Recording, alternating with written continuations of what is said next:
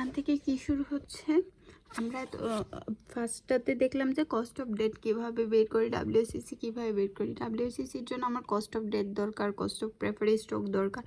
এখন cost of প্রেফারি stock কীভাবে বের করতে পারবো, এটা ইজি, এটার একটাই সূত্র, DP divided by P. D হচ্ছে আমার ডিভিডেন্ড পার শেয়ার কত সেটা, আর হচ্ছে পি মানে হচ্ছে আমার প্রাইস। তো ডিভিডেন্ড পার শেয়ারকে আমি প্রাইস দিয়ে ভাগ করলে এখানে হচ্ছে কস্ট অফ প্রেফারি স্টক পেয়ে যাচ্ছে। যেমন এখানে একটা ম্যাথ করা আছে, সেটা দেখাই। ডিপি ডিভাইডেড বাই পি, এইটা কোত্থেকে আসছে, এই যে এই মেইন সূত্রটা থেকে আসছে, এই মেইন সূত্রটা থেকে। এখন বলতেছে suppose has preferred stock pays on $8 dividend per share and sells for 100 per share. What's the cost of preferred stock? তো যে ভাগ করে দিছি যেটা বের হয়েছে ওইটাই আমার হচ্ছে প্রেফার্ড স্টক। তারপর যেটা আবার একটু ঝামেলা অনেকগুলো সূত্র থাকে, সেটা হচ্ছে কস্ট অফ ইকুইটি। এখন কীভাবে বের করতে পারি কস্ট অফ ইকুইটির জন্য? আমার অনেকগুলো সূত্র আছে, লাইক সিএপিএম আছে, ডিভিডেন্ড ডিসকাউন্ট মডেল আছে যেটাকে আমরা ডিডিএম মডেল বলে থাকি। তারপর আছে হচ্ছে গিয়ে রিস্ক প্রিমিয়াম অথবা বন্ড ইল্ড মডেল। এগুলো হচ্ছে আমার কস্ট অফ ইকুইটি নির্ণয় সূত্র। সিএপিএম তো আমরা জানি, আরেকটা আছে এসএমএল মডেল। এসএমএল মডেল যেটা, সেটি আমার সিএপিএম। শুধু ওই আমরা দেখাচ্ছি, এটা এখানে না, এটা বইয়ে পাইছিলাম। দেখো সিএপিএম বের করলাম।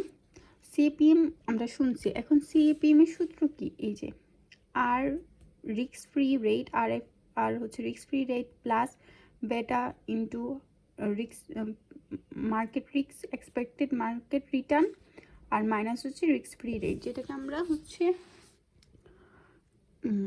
এখানে এইভাবেই লিখছি, আর F plus beta R M minus R F, আমরা যেটা শিখছি ওইভাবে লিখলেও হবে এখানে। আর এসএমএল মডেলে হচ্ছে বলতেছে এটা কি আমাদের রিস্ক প্রিমিয়াম না, এইটুক মডেল ইয়েটা, অনেক সময় এইটুকের নাম এইটুক মানে মার্কেট রিটার্ন আর এফ আর হচ্ছে আলাদাভাবে না দিয়ে লেখা থাকে যে রিস্ক প্রিমিয়াম এত পার্সেন্ট। কি লেখা থাকতে পারে, রিস্ক প্রিমিয়াম 5%। তার মানে এই পুরো অংশ, এই পুরো ব্যাটার পর যে অংশটুকু সেটার মান হচ্ছে 5%। আর আরএফ ধরো যে 7% দেওয়া আছে, তখন ওইভাবেই আরএফ এর জায়গায় 7%, ব্যাটার মান তো আলাদা দেওয়া থাকবে, আর এটার জায়গায় হচ্ছে ব্যাটাকে গুণ দিব 5% দিয়ে, ওইভাবে হচ্ছে বের করব। আর যদি মার্কেট রিটার্ন আলাদাভাবে দেওয়া থাকে তখন আমরা আলাদাভাবে ক্যালকুলেট করতেই পারবো। যেমন এখানে এটাই বলতেছে যে কে কোনটা। এখানে বলতেছে সাপোজ আর 6%, মার্কেট রিটার্ন 11%, বেটা 1.1%, তাহলে কস্ট অফ ইকুইটি কত, বসাইলাম, পাইলাম, শেষ।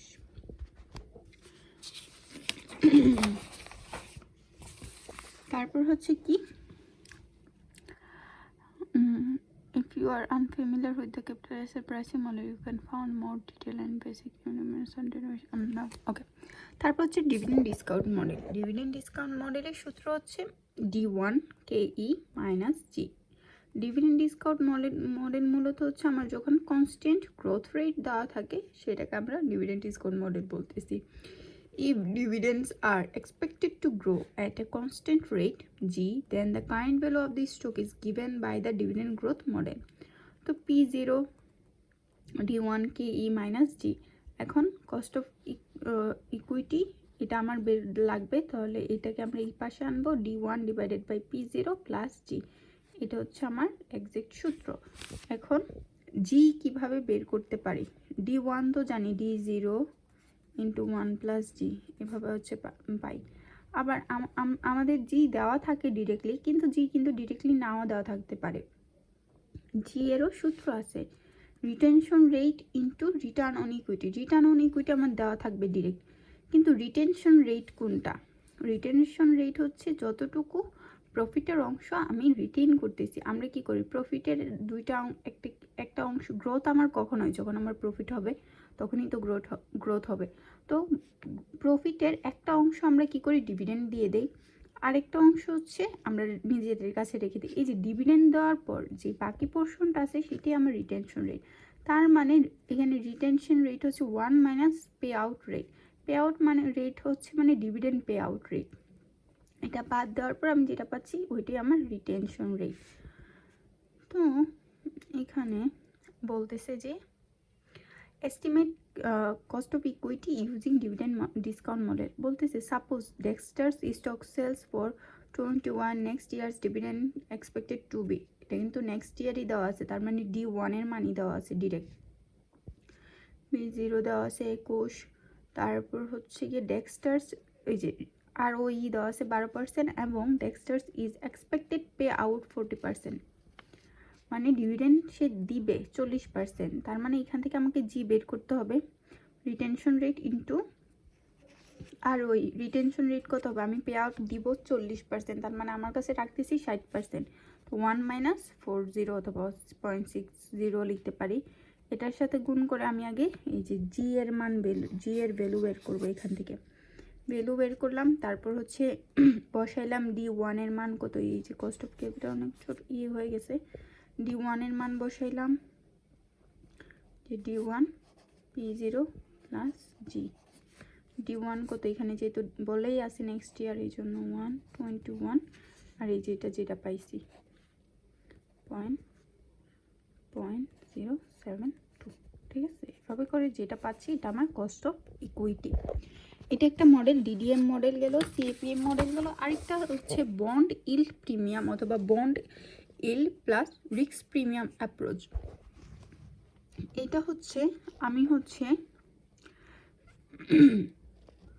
দেখো দেওয়া থাকবে, আমরা আগের ভিডিওতে বলছিলাম না যে রেটিংসের উপর বেস করে হচ্ছে আমরা রিস্ক বলতে পারি যে আমার ওই কোম্পানিটার রিস্ক কেমন হবে, ওইটা আমরা একটা প্রেডিকশন করতে পারি।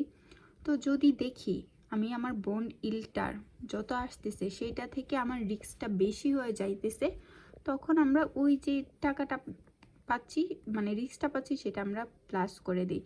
আবার যদি আমরা ওই রকম ক্যালকুলেশন করে দেখি যে না আমার বর্তমান যে মানে রিস্কটা আছে সেটা আবার কম, যেমন ধরো বন্ড ইল্ড হচ্ছে 15% রিস্ক, আর আমি ক্যালকুলেট করে দেখলাম কি আমার রিস্ক হবে হচ্ছে 13, তখন আবার এখানে হচ্ছে মাইনাস দিয়ে আমি 2 করে দিব, যদিও এরকম আসবে কি না জানি না। তো এখানে যেটা বলতেছে bond yield plus risk premium analysis of an use and কি লিখছে, আচ্ছা an ad hoc approach, আচ্ছা যাই হোক, approach to estimate the required rate of return.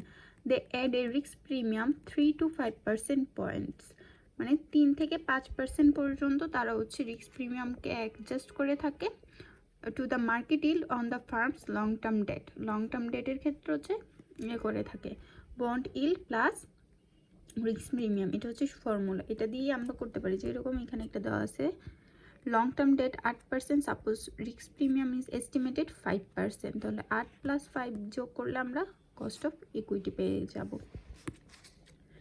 এখন আবার বলতেছে যে 3টা মডেল যে পড়লাম 3টা মডেলের কিন্তু আবার আলাদা আলাদা উত্তর, মানে প্রথমটার 11.59, পরেরটার 12 ডিডিএম মডেলে, পরেরটার হচ্ছে 13%, তার মানে এক এক আনসার দিচ্ছে। তার এখন অ্যানালিস্ট যারা থাকবে তারা হচ্ছে ডিসাইড করবে যে আসলে তারা কোন অ্যাপ্রোচটা গ্রহণ করবে, এবং তারা যে এই অ্যাপ্রোচটা নিচ্ছে তারা হচ্ছে এটার একটা জাজমেন্ট দিবে যে আসলে তারা কেন ওই অ্যাপ্রোচটাকে গ্রহণ করতেছে, এইখানে এটাই বলছে। এখন হচ্ছে আমরা বেটা বের করা শিখবো, ক্যালকুলেট অ্যান্ড ইন্টারপ্রেট দ্য বেটা। আর পরীক্ষার পরে বলবো নাহিয়ানকে বলবো যে আমাদেরকে হচ্ছে এক্সেলে বেটা বের করা শিখাইতে, কারণ আমি কিন্তু এটা শিখি নাই এখনো। ক্যালকুলেট অ্যান্ড ইন্টারপ্রেট দ্য বেটা and cost of capital for a project, মানে কস্ট অফ ক্যাপিটাল চ্যাপ্টারের নাম, যেটা হচ্ছে আমরা WACC বের করি সেটা বের করব, আর হচ্ছে বেটা কিভাবে বের করি সেটা শিখব। এখানে একটা নাম বলছে যে pure play method. Pure play method হচ্ছে ওই মেথড যেটা আমি purely engaged with same type of business, এরকম একটা কথাই তো ম্যাম বলছিল। আচ্ছা আমি তোমাকে একটু শর্টকাটে বলি, পিওরলি প্লে মেথড হচ্ছে যে আমি তো হচ্ছে বেটাটা কিভাবে ক্যালকুলেট করতে পারে, আমি ক্যালকুলেট করতে পারি যে আমার কম্পিটিটিভ যারা আছেন তারা, আমি যেই কোম্পানিটা আমার যে প্রোডাক্টের কোম্পানি, আমার যে প্রোডাক্টের অ্যাসেট, যে ড্যাট, যে রেটিংস, এইরকম সেম যদি কোনো কোম্পানি থেকে থাকে, সেম কোম্পানি মানে আমি যেটা প্রোডাক্ট ইউজ করতেছি উনিও শুধু সেই প্রোডাক্টই মানে প্রোডাকশন করতেছে অথবা সেল করতেছে, আমার কোম্পানি যে রেটিং, ওর কোম্পানিরও সেই রেটিং, তারপর হচ্ছে আমার কোম্পানির যতটুকু অ্যাসেট আছে ওই কোম্পানিরও ঠিক ততটুকুই অ্যাসেট আছে, এরকম যদি কোম্পানি আমরা খুঁজে পাই তাহলে আমরা ওনার ওই কোম্পানির বেটা দিয়ে হচ্ছে আমরা আমাদের বেটা ক্যালকুলেশন করতে পারি। এখানে এটাই বোঝাইছে।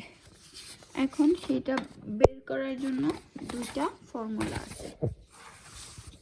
ফর্মুলা দুইটা হচ্ছে, টু গেট দ্য অ্যাসেট বেটা for a publicly traded farm we use the following formula. এই যে পাবলিকলি ট্রেডেড ফার্ম বলতেছে যে হচ্ছে অন্য আরেকটা কোম্পানির কম্পিটিটিভের কোনটা আছে সেটা, তার অ্যাসেট দিয়ে হচ্ছে আমরা বেটা বের করা শিখব। তার ইকুইটি দিয়ে হচ্ছে আমরা তার অ্যাসেটের বেটা বের করব। তাহলে হচ্ছে বেটা ইকুইটি দেওয়া থাকবে 1 divided by 1 plus 1 minus T divided by DE ratio দেওয়া থাকবে। তারপর to get the beta for the project, এটা তো আমি তার কোম্পানির অ্যাসেটের বেটা পাইছি, আমার কি দরকার আমার প্রজেক্টের বেটা কত, তাই না? কারণ একেবারে তো আর সব সেম হবে না। এটা পাইছি যে তার কোম্পানির অ্যাসেটের বেটা কত।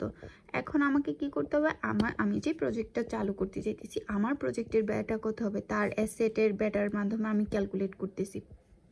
তাহলে ওইখান থেকে যে অ্যাসেট বেটাটা পাচ্ছি এইটার সাথে হচ্ছে 1 প্লাস 1, এই নিচের পোর্শনটা আসতেছে 1 minus T divided by D. Ma'am এখানে বলছিল আনলেবার্ড থেকে লেবার্ড মেথড করে, ওই যে লেবার্ড থেকে আনলেবার্ড করে আবার লেবার্ড করে কি বললো, এখন লেবার্ড মেথড আনলেবার্ড মেথড তো আমরা অন্য কোথাও শিখি নাই, তো ওই জন্য আমি ওই কনসেপ্টটা ম্যামের বুঝতে পারি নাই। যতটুকু বুঝতে পারছি যে এইখানে প্রথম আমি ওই কোম্পানির আমার যে এক্সাক্ট কোম্পানি আমি পাইছি কম্পারিজন করার জন্য তার অ্যাসেটের বেটা বের করব, তারপর আমি তার অ্যাসেটের বেটার মাধ্যমে আমি আমার প্রজেক্ট বেটা বের করব।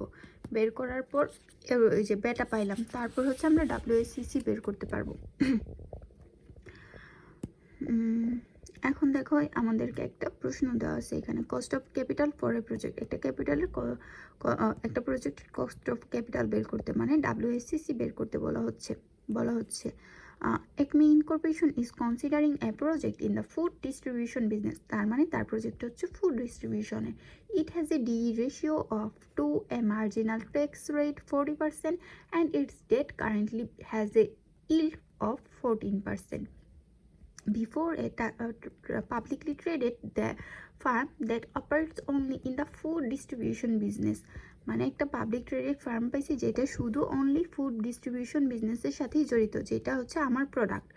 হ্যাজ এ ডি রেশিও, তার ডি রেশিও হচ্ছে 1.5, মার্জিনাল ট্যাক্স রেট হচ্ছে 30% অ্যান্ড ইকুইটি বেটা হচ্ছে তার 0.9, দ্য রিস্ক ফ্রি রেট হচ্ছে 5%, the expected return on the market portfolio হচ্ছে 12%, ক্যালকুলেটস দ্য অ্যাসেট বেটা,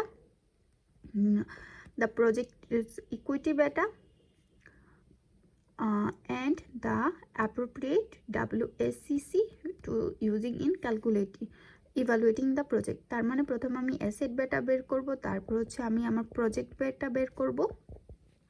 অ্যাসেট বেটার হচ্ছে সূত্র কি, এই যে ইকুইটি বেটা কত 0.9, ওই যে 1 প্লাস 1 মাইনাস 0.3, কেন এখানে হচ্ছে আমার ট্যাক্স রেট কত 30%, তারপর হচ্ছে আমার ডি রেশিও কত, এই যে ডি রেশিও 1.5, এই জন্য এটা করার পর আমি পাইলাম বেটা অ্যাসেট এটা। এখন হচ্ছে প্রজেক্ট বেটা বের করব, এটা দিয়ে এই নিচের পোর্শনটুকু আসবে, কিন্তু কার মান আসবে আমার, যেহেতু এটা আমার প্রজেক্টের বেটা বের করতেছি এই জন্য এইখানের যে মানগুলো আসবে সেগুলো হচ্ছে আমার প্রজেক্টের কত, আমার প্রজেক্টের ডি রেশিও কত 2, এই জন্য 2। আমার টেক্স রেট কত 40%, এই জন্য এখানে 4। এভাবে হচ্ছে আমরা আমাদের প্রজেক্ট বেটা বের করতে পারলাম। এখন প্রজেক্ট বেটা বের করার জন্য বেটা বের করলাম। তারপর চাইছি কি ডাব্লিউএসসিসি। ডাব্লিউএসসিসির জন্য আমার কি দরকার, ডাব্লিউডি কেডি ডাব্লিউই কেই এখানে, কারণ এখানে প্রাইভেট স্টক নিয়ে কিছু বলা নাই। এখন কস্ট অফ ইকুইটি কিভাবে বের করতে পারবো, এখান থেকে এই যে আমি বেটা বের করছি, কি বেটা বের করার মাধ্যমে হচ্ছে আমি সিএপিএম মডেল অ্যাপ্লাই করব এখানে। যেহেতু আমার রিস্ক ফ্রি রেট দেওয়া আছে কত 5%, এক্সপেক্টেড রিটার্ন দেওয়া আছে 12%, আর বেটা তো পাইলাম এত। তো এই যে রিস্ক ফ্রি রেট হচ্ছে 5%, বেটা মার্কেট রিটার্ন 12%, এই যে 12 - 5, এখান থেকে হচ্ছে আমি কেই পাইলাম। তার মানে হচ্ছে আমি এখানে কেই পাইলাম। পাওয়ার পর আমাকে তো ওয়েট বের করতে হবে, তাই না? আমার দেখো ডি রেশিও কত দেওয়া আছে, 2 দেওয়া আছে। তার মানে হচ্ছে D ratio 2, if 1, so if E1 D2, আচ্ছা দাঁড়াও। To get words of debt and equity, use D ratio and give equity a value of 1.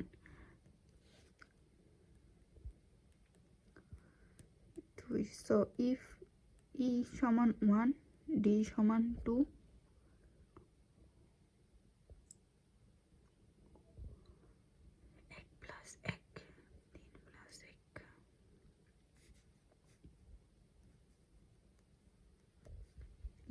বলা ছিল গিভ ইকুইটি 1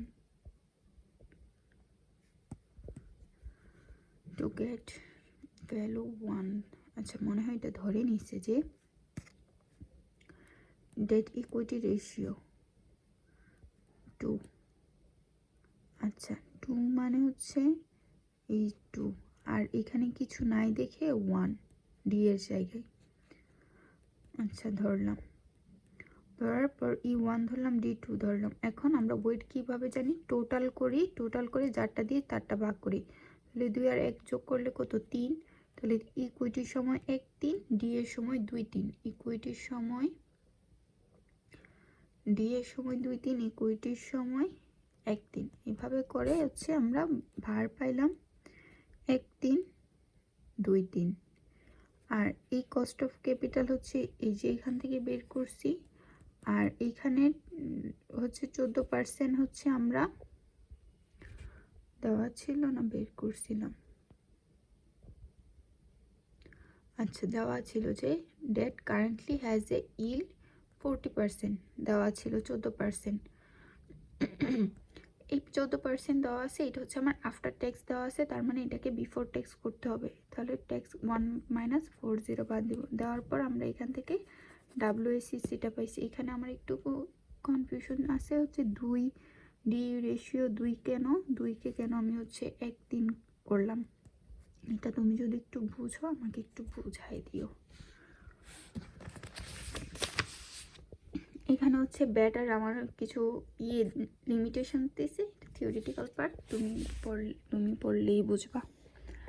তারপর এখানে হচ্ছে আরেকটা জিনিস যে আমি কান্ট্রি রিস্ক প্রিমিয়াম, এখন যদি আমার দেশের ক্ষেত্রে হয় সিএপিএম মডেল থেকে তো আমি কস্ট অফ ইকুইটি নির্দ্বিধায় বের করতে পারি।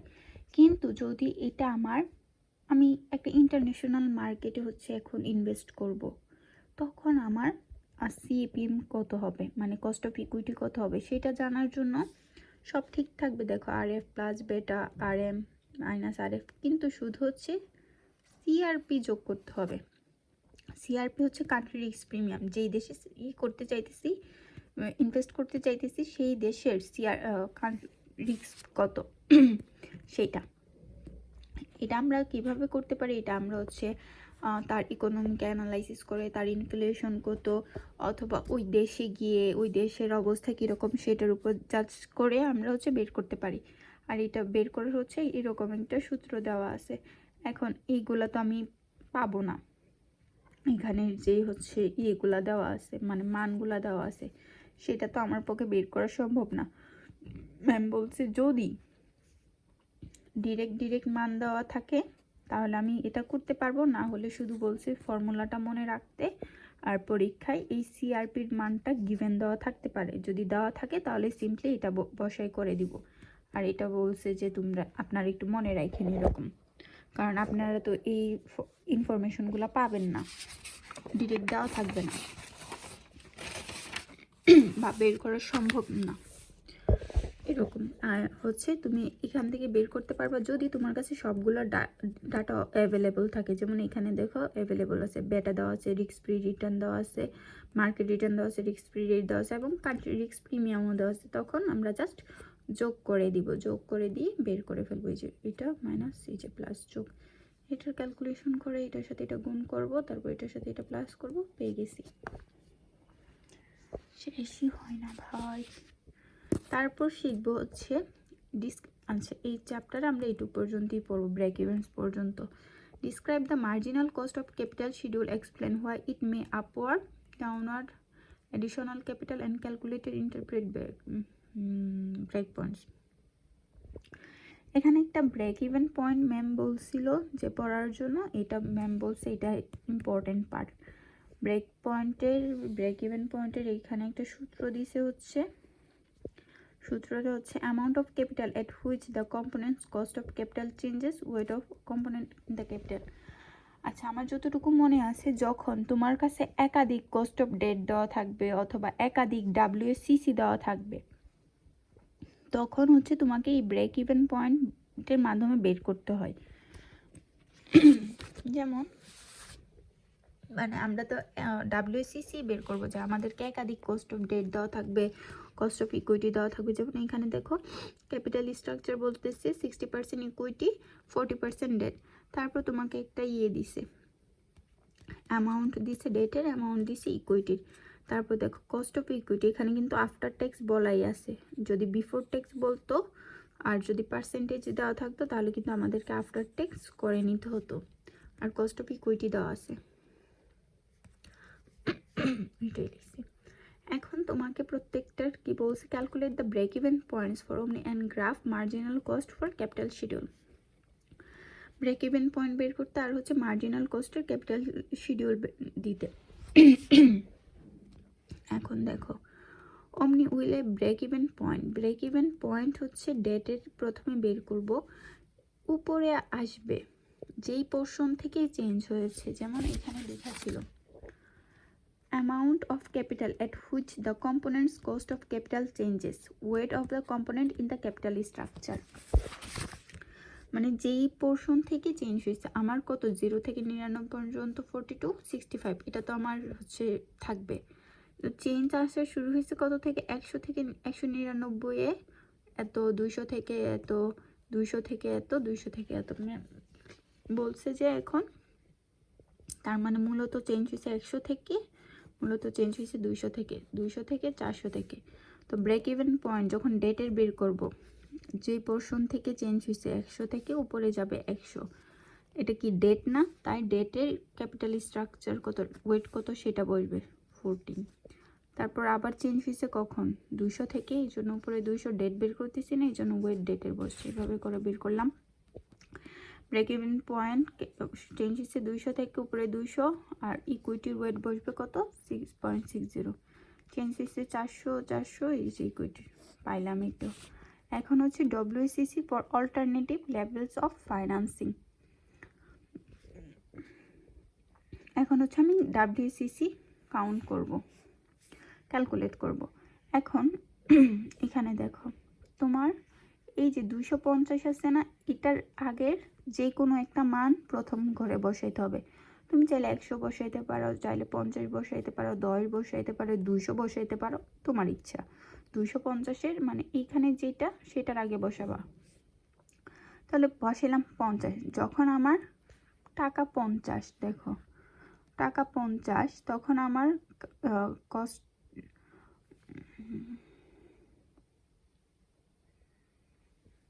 50 বসাইলাম, 6.5 ইকুইটি। আচ্ছা হ্যাঁ, যখন আমার টাকা 50, এটার 60% যদি ইকুইটি হয়, 50-এর 60% করলে 30। যখন আমার 50 টাকা, তখন হচ্ছে আমার কস্ট অফ ইকুইটি কত? 6.5%। এই জন্য এখানে 6.5% বসছে। তারপর হচ্ছে 250 বসেছি, আপওয়ার্ড মানে হচ্ছে বড় থেকে ছোট সাজাইছি। 250, 333, 500, 600, 67 এইভাবে বসাইলাম। বসানোর পর যখন আমার 250, তার 60% কত? 150। যখন 250, এই যে 250 আছে কত এখানে, তার মানে তার কস্ট অফ ইকুইটি কত? 8%। তার কস্ট অফ ইকুইটি 250 ছিল না, 8%ই তো। ও সরি, এটা দেখবো না, এই মানটা দেখবো। যখন 30 ছিল তখন এটা, যখন এই যে এটা 60% করতেছি, 60% করলে 150, 150 কার ঘরে আছে? 199টার, এই জন্য 6.5। তারপর 333, 60% হচ্ছে 200, 200 আমার কত কোন ঘরে আছে? 8-এর ঘরে। তারপর 500-র 60% করলে 300, 300 কোন ঘরে আছে? এটা 8-এর ঘরে। 667, 60% করলে 400, 400 আমার কোন ঘরে আছে? 9.5। এভাবে বসছে। সেমভাবে এটাও এইভাবে বসবে। যেহেতু 50 থেকে 60% হচ্ছে 30 আসছে, তাহলে আর কত থাকবে? 20। তাহলে আমি সিম্পলি এখান থেকে এটা বাদ দিলে যেটা থাকবে, 200 থেকে এটা বাদ দিলে আমার এই পোর্শনটা আসবে। এই পোর্শনটা আসার পর 20 কখন ছিল? 20 যখন ছিল তখন 4.2%। যখন 100 তখন 4.6%। যখন 133 তখনও 4.6%।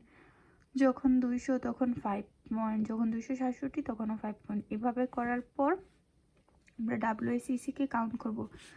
WACC কিভাবে কাউন্ট করি? Weight into cost of debt, weight into cost of মানে ইকুইটি প্লাস আর কি, যে ওয়েট,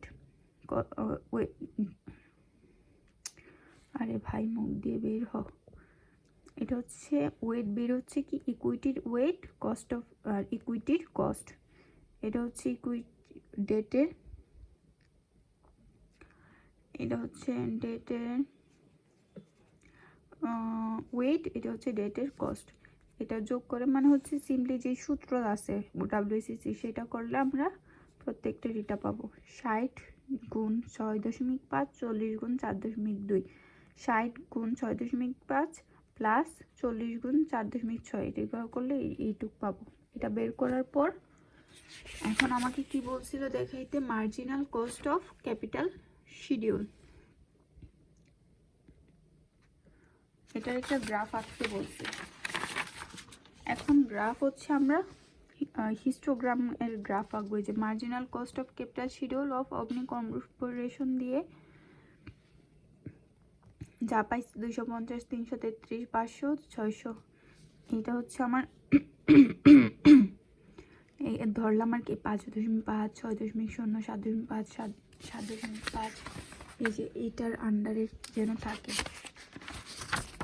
এই যে যেখানে গেলে আমি এই যে আমার কস্টগুলোকে, এই কস্টগুলোকে ইন্ডিকেট করতে পারবো, ওইভাবে হচ্ছে এখানে মানগুলো ধরবো। এখন দেখো, তুমি চাইলে এখানে কিন্তু 8ও লিখতে পারতাম। এখন তোমার যখন 250 ছিল, তোমার কত ছিল? 5.8। আমরা এরকম করে একটা ছক আঁকবো। ছক আঁকার পর প্রত্যেকটার মাঝখানে ফুটা দিব। এটা হচ্ছে পলিমার বলে, হিস্টোগ্রাম পলিমার। তারপর হচ্ছে 5.3 হচ্ছে এত, 50-এ এত ছিল, 667-তে এত ছিল, পরেরটায় এত ছিল। এইভাবে করে প্রত্যেকটার মিলাবো। তো দেখো এটা কিন্তু একটা আপওয়ার্ড স্লোপ। ম্যাম বলছে এখান থেকে একটা আপওয়ার্ড স্লোপ পাবো। আর এটার পর এখানে এইটুকুই শিখাইছিল। শেখানোর পর শিখাইছে কি 27 নম্বর একটা পেজ থেকে, যে দ্য অপটিমাল ক্যাপিটাল বাজেট। আমি আসলে কতটুক পর্যন্ত ক্যাপিটাল হচ্ছে সংগ্রহ করব। আমার তো একটা লিমিট থাকবে না যে আমি ততটুক পর্যন্ত ক্যাপিটাল সংগ্রহ করব, না হলে তো আমার কস্ট বেড়ে যাবে। একটা পোর্শনের পর আমার কস্ট অনেক বেড়ে যাবে। তাহলে আমার অপটিমাল ক্যাপিটাল বাজেট কত হবে? সেটার জন্য আমরা এই পাশে লিখতেছি, দেখো project IRR and cost of capital. Project IRR and cost of capital, এখানে new optimal raise investment invested, new optimal raise invested কি লিখছে। তারপর ইনভেস্টমেন্ট অপরচুনিটি শিডিউল হচ্ছে আমার এই স্লোপ, ম্যাম কি জানো এটা, ওই যে আমরা ইকোনমিক্সে যে তুমি আমাকে কি শেখায়, তা ডাউনওয়ার্ড স্লোপ, আপওয়ার্ড স্লোপ, চাহিদা নাকি একটা যে বলছিল। আর মার্জিনাল কস্ট অফটা যাবে এদিক থেকে, ওই যে ডিমান্ড কার্ভ আর একটা হচ্ছে সাপ্লাই কার্ভ। তাহলে একটা যাচ্ছে এদিক থেকে আর একটা হচ্ছে এদিক থেকে। এখন এই দুইটা কার্ভ যে বিন্দুতে ছেদ হচ্ছে আমার ওইটুক পর্যন্তই হচ্ছে ক্যাপিটাল আমি সংগ্রহ করব। যদি এর থেকে বেশি করি তাহলে আমার কস্ট বেড়ে যাবে। বুঝতে পারছো? এটি হচ্ছে আমাদের ম্যাম পড়াইছে। এই ভিডিও এইটুক পর্যন্তই, লাস্ট আরেকটা ভিডিও আছে।